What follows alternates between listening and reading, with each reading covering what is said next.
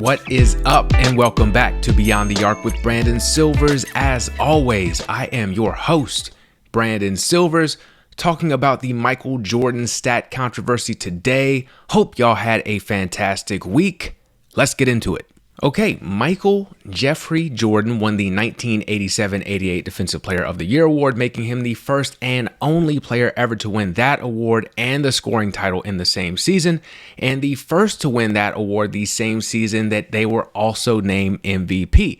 That year, he put up 35 points, 3.2 steals, and 1.6 blocks per game. Or did he?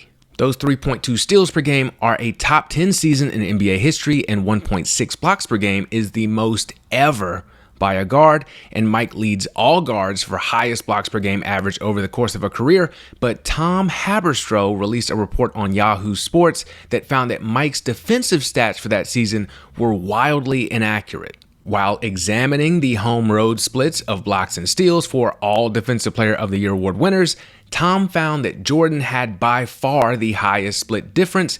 He was averaging nearly twice as many blocks and steals per game at home than he was on the road. He was putting up an insane 4 steals and 2.1 blocks per game at home versus 2.1 steals and 1.2 blocks on the road. Before the league started using technology to verify stats, team statisticians were known to give some preferential treatment to star players, particularly the home players, when it came to subjective stats like assists, steals, blocks, and rebounds, so this wasn't entirely surprising to see. And it also makes sense that a player would perform better at home than on the road. However, the size of this discrepancy for Jordan in this year was so large that Tom decided to look at the tape and found that not only was Jordan getting star treatment, but the statistician was straight up making up plays that didn't happen to give him stats. For example, a steal for Team A is a turnover for Team B. That's common sense, but Tom found that Jordan was ending up with more steals than the other team had turnovers, which just isn't possible.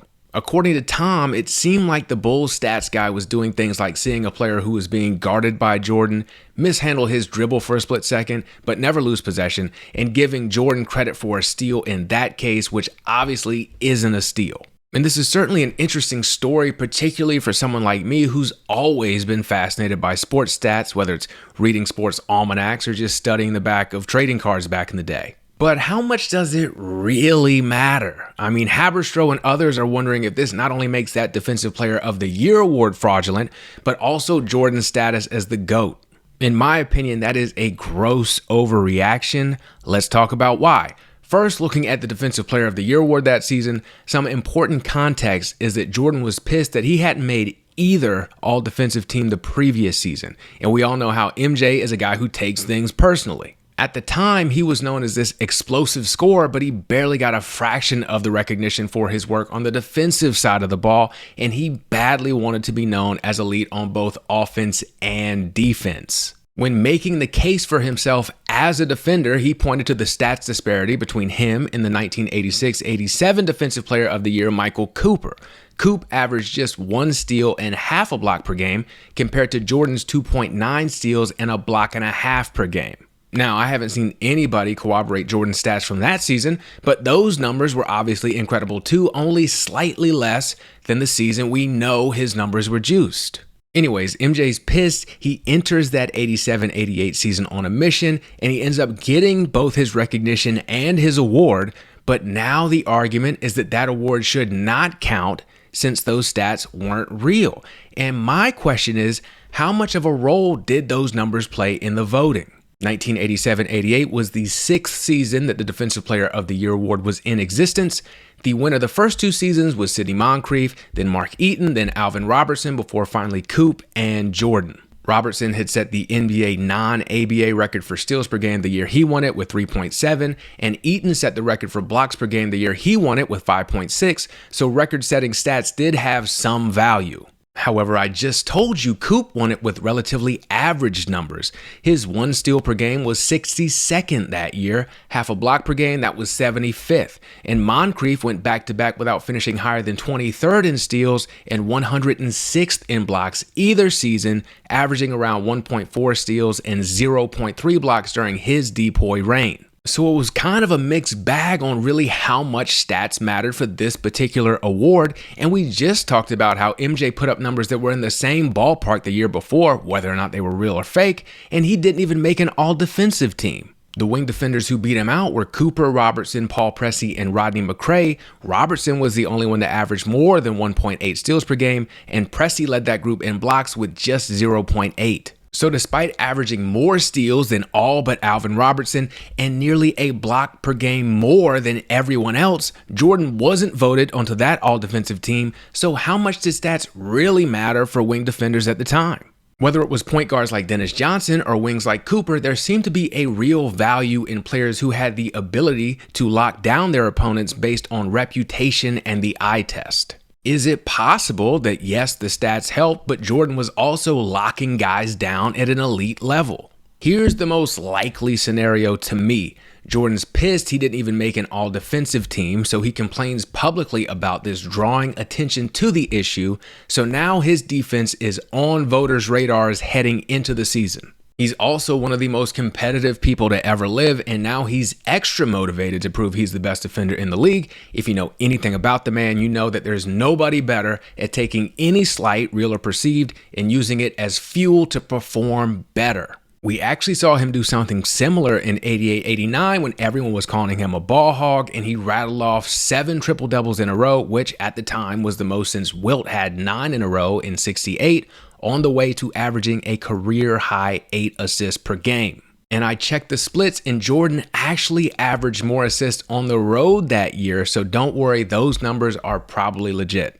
So we have a guy who has drawn a lot of attention to what he thinks is a problem, and he's also extra motivated, and he's one of the best ever, if not the best ever, at performing when motivated, so he probably did defend his ass off that year. And it's not like we've ever really questioned whether or not he was a fantastic defender, because we saw it through at least the first three-peat. So it's not hard to imagine that for a brief moment in time, at the peak of his athletic powers, he was the best defender in the league. The inflated stats were probably just confirmation for the voters of what they were seeing versus being the entire basis for their DPOY vote. Which is not to say the voters knew what they were seeing. These votes are just as subjective as the stats themselves. Even with technology today verifying stats, we still have to say the words former defensive player of the year Marcus Smart.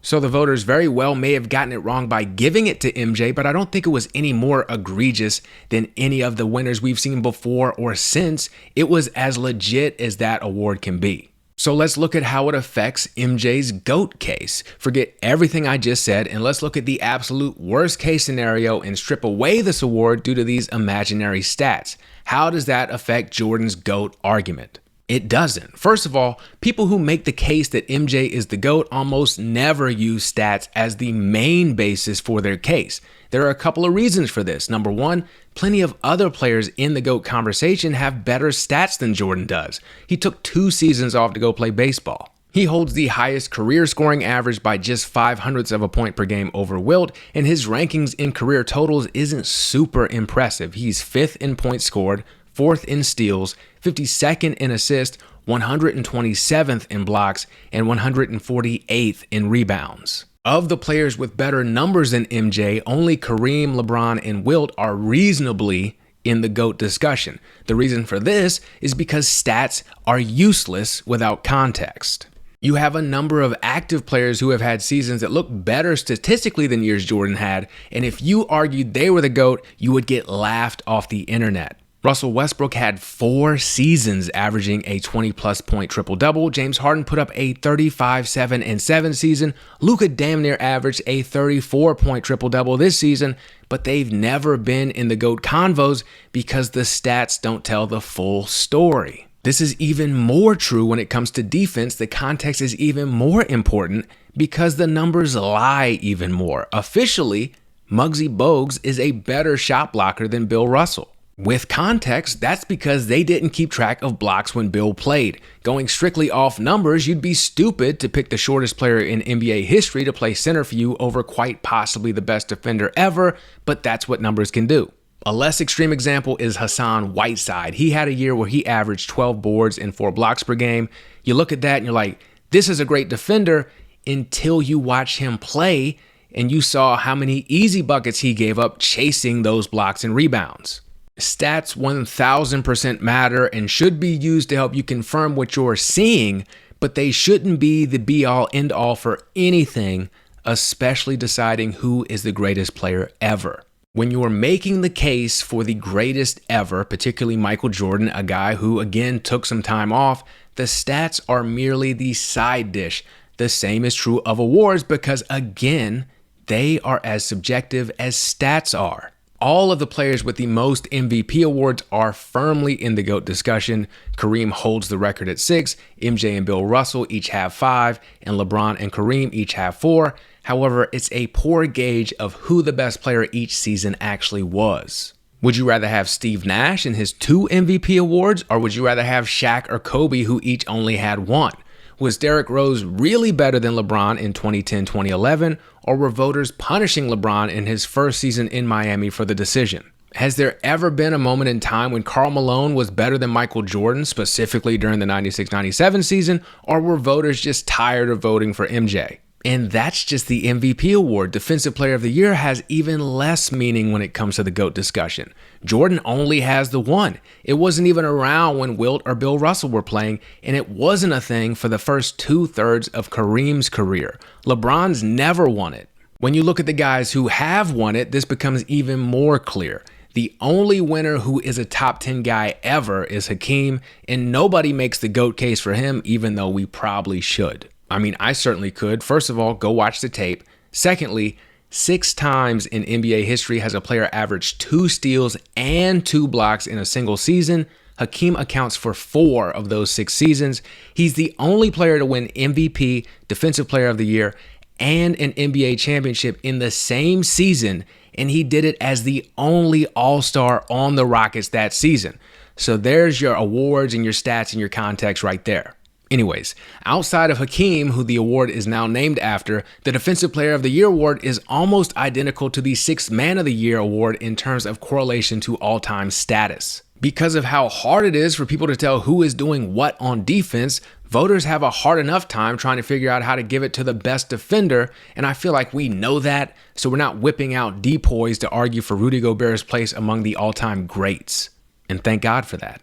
On top of that, no matter who you think the GOAT is, if we stripped away every stat and every award for them, would that change your feeling? Of course not, because the awards and stats are merely confirming what you saw. I think Michael Jordan is the greatest ever because I saw him play basketball. Of all the players I've watched in over 30 years of watching, he did it the best in my opinion. I can use stats, awards, accomplishments, whatever to supplement my argument, but I only have the argument because of what I saw. Whoever your GOAT is, LeBron, Kareem, Bill Russell, we're all doing the same thing. It's a matter of opinion because nobody can prove it one way or another, no matter how many stats, awards, etc. they use to make their case, because it's all subjective. And that's what's really bothered me about the framing of this story. It should just be, hey, here's an interesting thing that happened. And it is interesting, very interesting to me at least.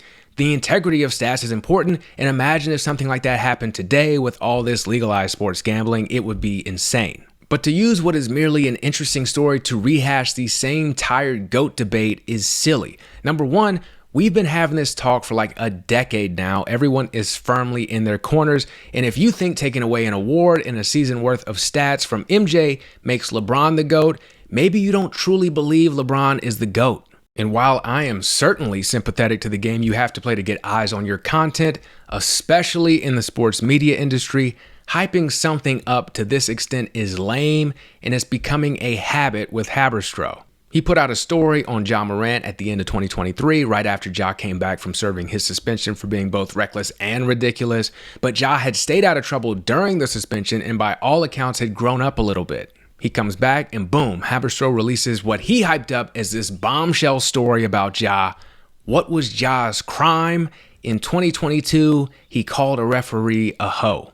In the words of Derek Coleman, whoop-de-damn-do, that would rank highly on my list of nicest things I've ever called a ref, a complete nothing story only put out there with that timing to try to capitalize on the buzz of Ja's return.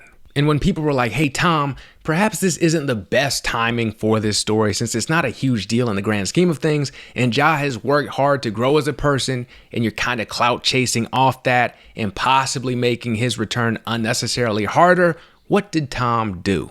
Basically said that it wasn't really like that, and they should go read the full article to understand what he was trying to say, an article that was behind a paywall on his website. It is incredibly hard to make money in this industry, but to do it that way without ever really stopping to acknowledge very valid concerns or take any accountability kinda sorta makes you look like a hoe. So this is a pattern for both Tom and indicative of the industry as a whole. Don't fall for the okie doke. We don't have to blow every story out of proportion. We can just have interesting stories.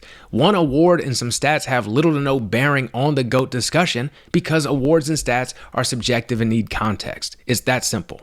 And it's not like Jordan put up zeros all season. His road splits that year, where we can assume the statistician was a bit more objective, still had him at 2.1 steals and 1.2 blocks per game, way better than his competition for the award and other mortals outside of Olajuwon, who again is the true GOAT anyway, so none of this matters.